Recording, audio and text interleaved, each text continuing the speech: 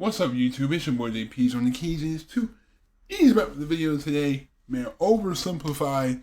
I don't know how they do it. They might upload like 2 times in maybe 2 months, but they still pull 2 mil every vid. Like, we already know we already know the basis of the Russian Revolution.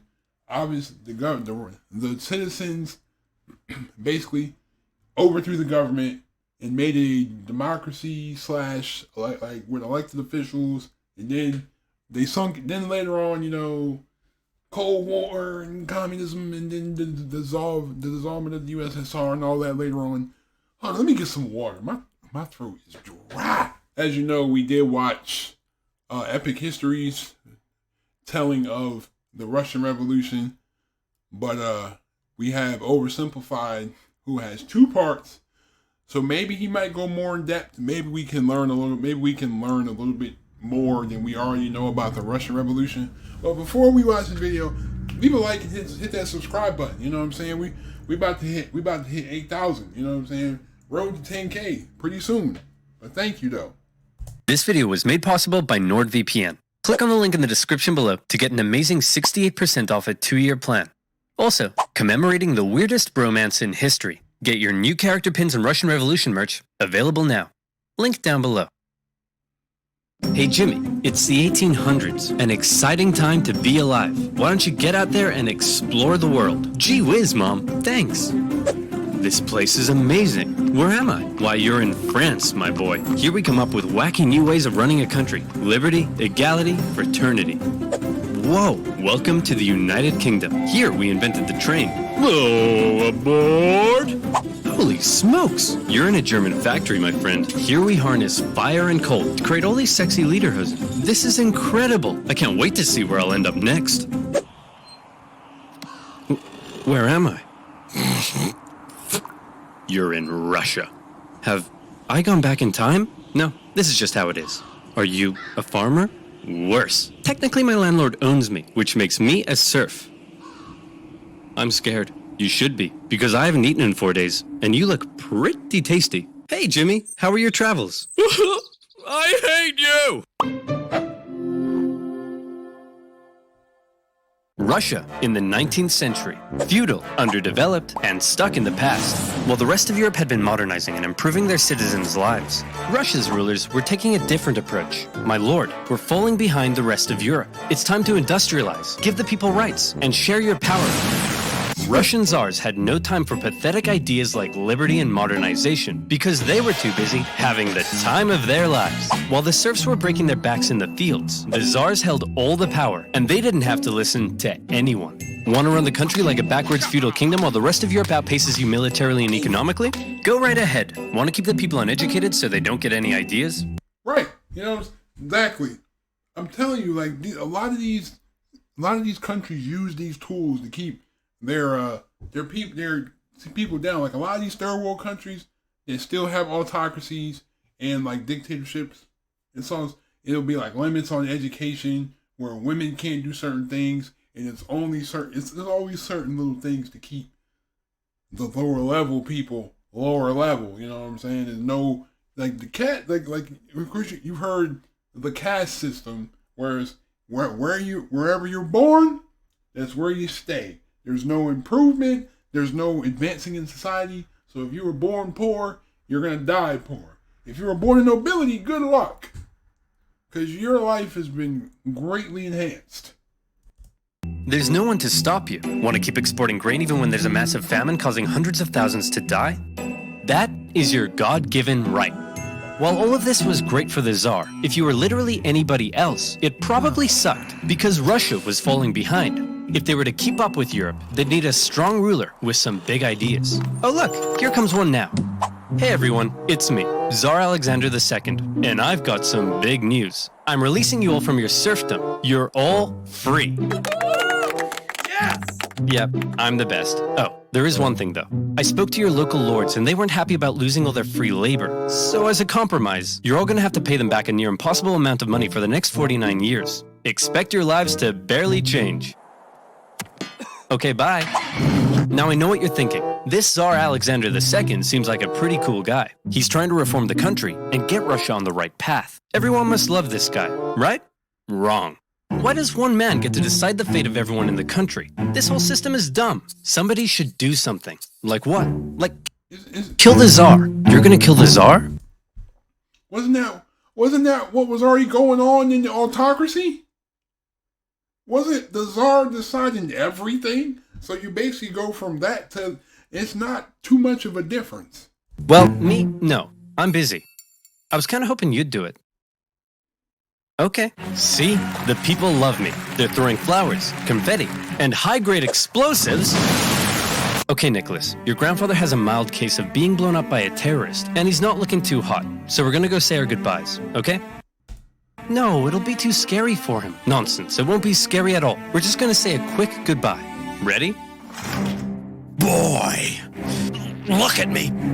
The people did this to me. One day, they'll do it to you! See? Wasn't scary at all. So Alexander II was dead, but luckily, they had another Alexander lying around, Alexander III, and he felt his dad's reforms had weakened the Tsar's authority. Russia was massive, and as a result, had many ethnic minorities. Non-Russians? More interested in their own cultural heritage than in loving me? Isn't it great? So much beautiful culture and diversity in our great nation. Alexander thought all these minorities should be a little more Russian, and thereby loyal to him. So he repressed religious minorities. He repressed non-Russians. He introduced the Okhrana, a secret police force that repressed anybody who thought having a Tsar was dumb. If Alexander II was the great reformer, Alexander III was the great repressor.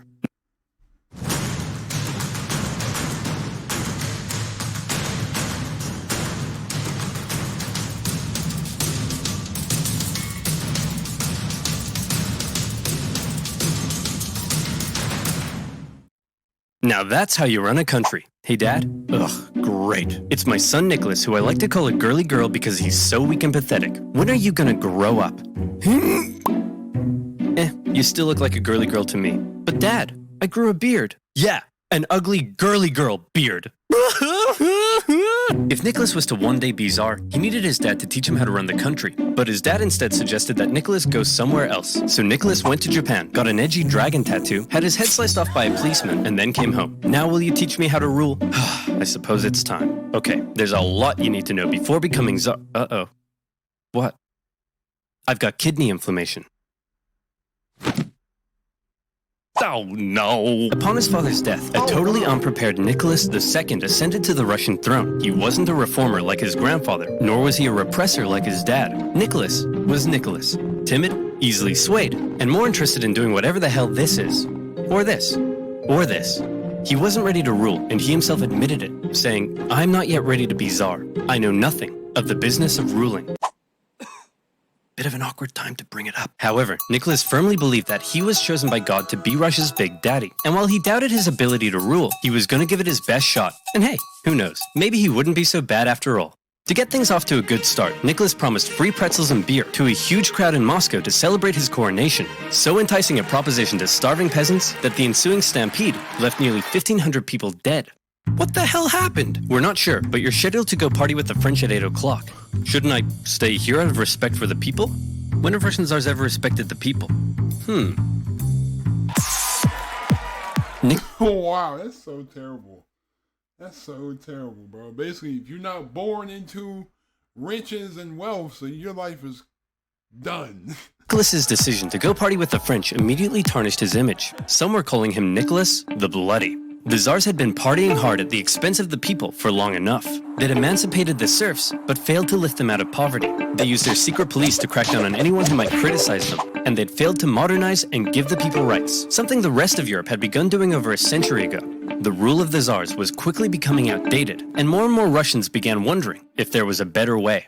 For many, the solution was simple. Just look to the West. Republics, democracies, and constitutional monarchies galore. But a small growing group rejected that for an even better idea, a little something they called communism. Take Vladimir Lenin, an intelligent member of Russia's middle class, and also a massive ill-tempered jerk. If you disagreed with him about anything, he wasn't afraid to call you out. You fat-headed, simple-minded, vapid, cockeyed imbecile! Tenderheart Bear is a far superior Care Bear to Bedtime Bear! And he was no stranger to political unrest either. His older brother was executed for plotting to kill the Tsar, and Lenin himself was expelled from university for participating in a student protest. But how did Lenin go from being a middle-class nerd to the arbiter of socialist divinity? Well, to tell that story, we first need to go back a few decades to when a man named Karl Marx wrote a manifesto explaining how capitalism is a system whereby the stinky bourgeoisie oppressed and exploited the working masses, and that only through class warfare could the workers rise up and instate a communist utopia. Now go back forward a few decades to Lenin reading that manifesto and loving it. But publicly admitting you loved Marx and not Russia's big daddy would get you the cruelest punishment imaginable: exile to Siberia. Enjoy exile, where you'll live with your wife, chill around town, and secretly write socialist newspapers. Hey, that doesn't sound so bad. And your mother-in-law is going to live with you. No! Once Lenin finished his stint in Siberia, he left Russia for Europe, where he was free to hang out with other Russian Marxists and talk about how great communism. To be honest, though, I do have my disagreements with capitalism. Just the fact that everything revolves around money. Like, every decision that is made is based on what can be financially gained from the decision at the expense of people, at the expense of the welfare of people. Like in the United States, everybody does not have this. There's no universal health care. So I could go to the doctor and I can get my tooth pulled. I can get my tooth cleaned and have to still pay out of pocket to get my tooth cleaned because I don't have insurance. And sometimes the insurance doesn't even cover the whole procedure. I understand how are the doctors going to get paid? Well, shouldn't the insurance pay them all of it? Shouldn't that, And I guess in order to make it better on the consumer, they would just have to be taxed. It would be maybe like put a tax on your insurance, so you're paying something. You know what I mean? That's my thing. Now today, you might hear the word communism and think of this.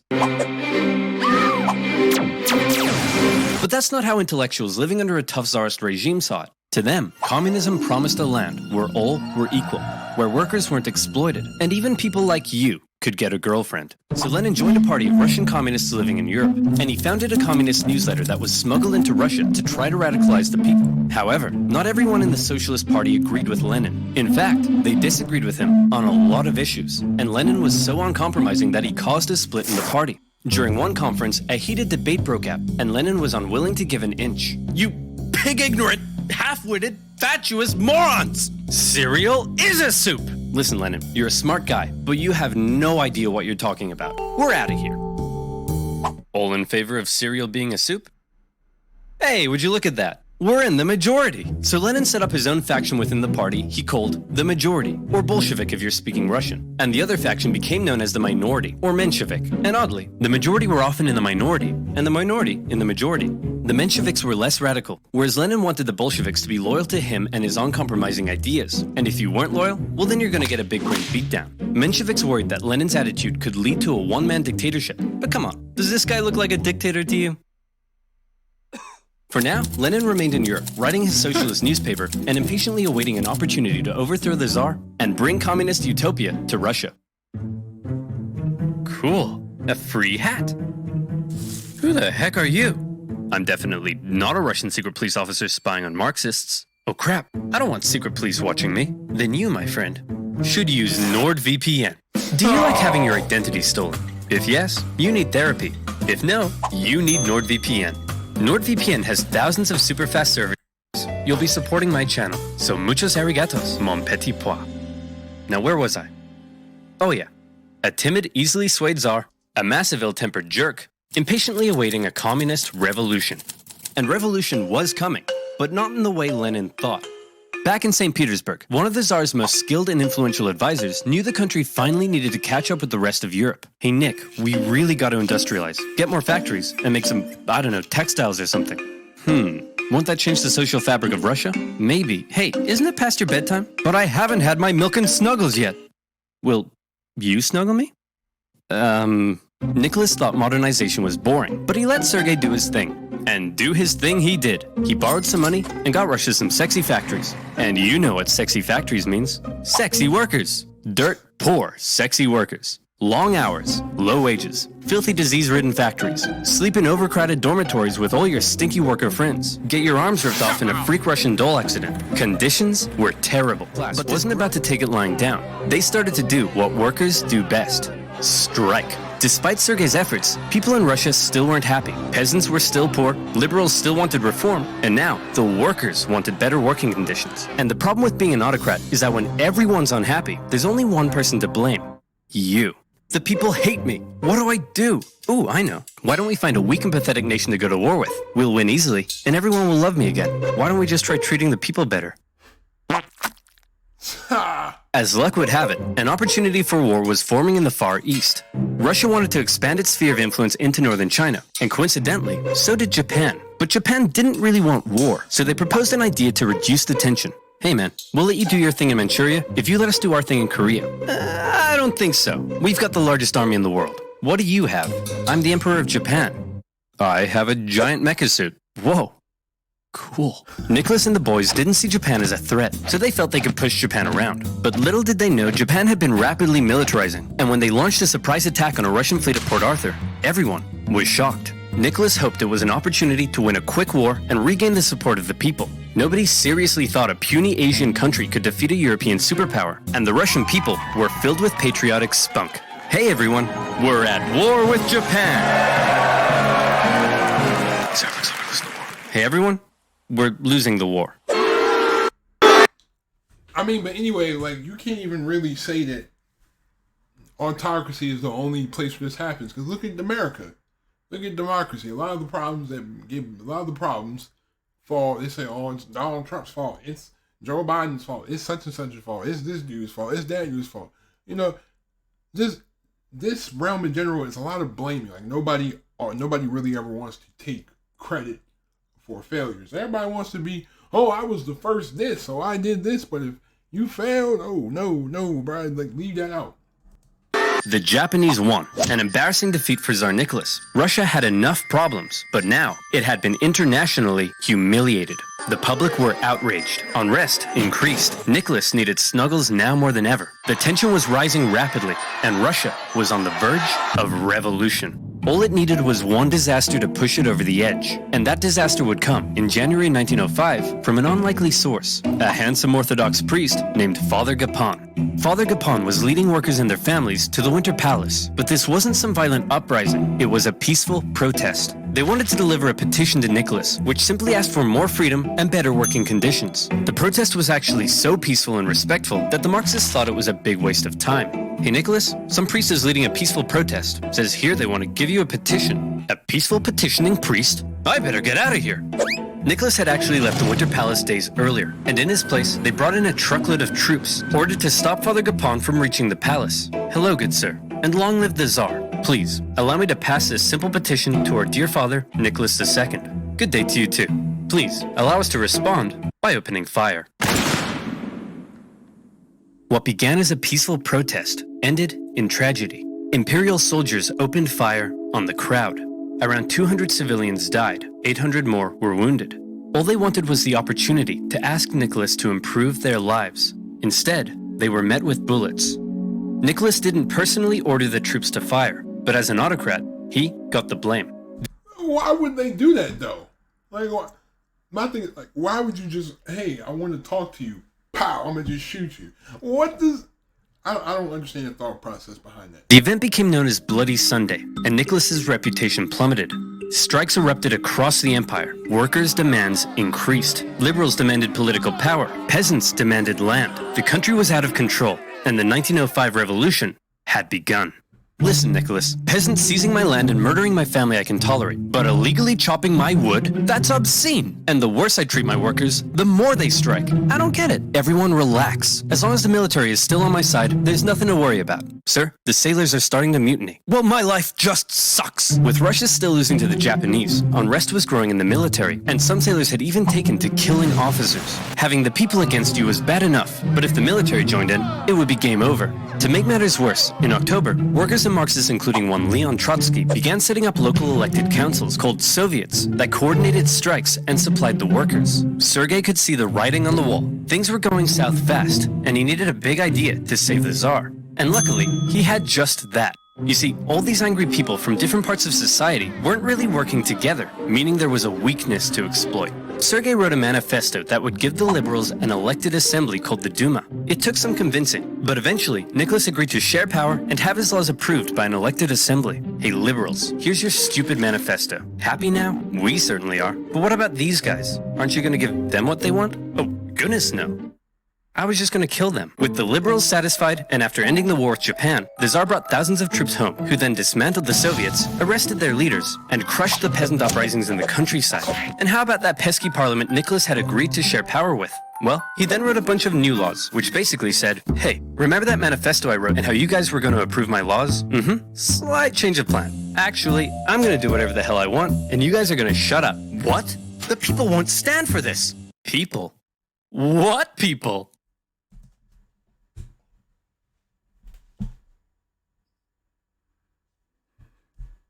You know, this is why people don't like you. And just like that, Nicholas had survived the 1905 revolution. But wait, a revolution? In Russia?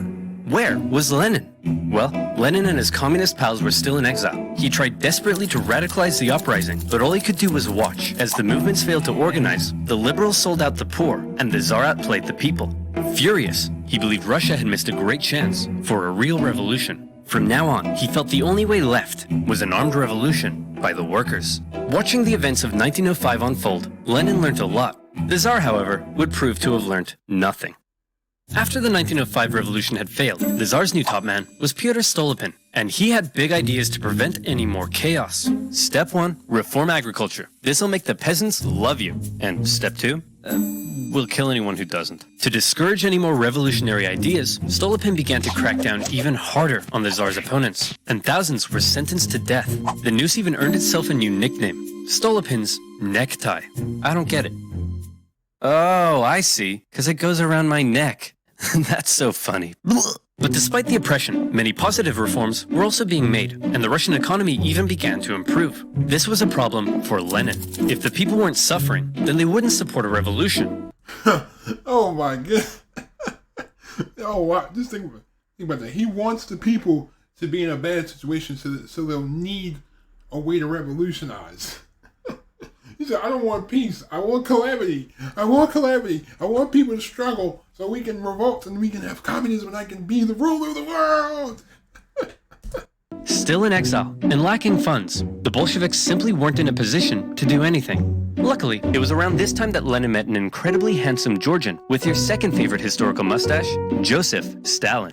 Lenin and Stalin met at a communist convention in Finland, and Lenin liked Stalin because he was a real go-getter and was great at fundraising for the Bolsheviks. And by fundraising, I mean kidnapping, robbing, extorting, bribing, ransoming, assassinating, prison breaking, stealing, bank raiding, executioning, and stealing again. Hey Stalin, the Mensheviks aren't so hot in all this stealing, but we still need money, so the next time you do a big heist, just do it quietly. Okay, quietly. Got it. If this isn't quiet, I don't know what is. Stalin's wacky antics eventually got him exiled to Siberia, but he had established himself as a big balls Bolshevik. However, no amount of Bolshevik balls could stop what was happening. The Russian economy was making a recovery. For the Tsar, things were looking up. This is great. All Nicholas has to do is sit back and not mess anything up. Hey everyone, big news. I'd like to introduce you to my new best friend. He's a crazy, drunken, beardy, horny, scandal-ridden magic wizard man, and he smells like a goat. We're screwed. Rasputin. A dirt-poor peasant from dirt-poor nowhere. But unlike all the other dirt-poor peasants, Rasputin had holy healing powers. And when this holy mystic wandered into St. Petersburg, people began to notice. He quickly became famous, and word of this mystery man and his healing hands made its way to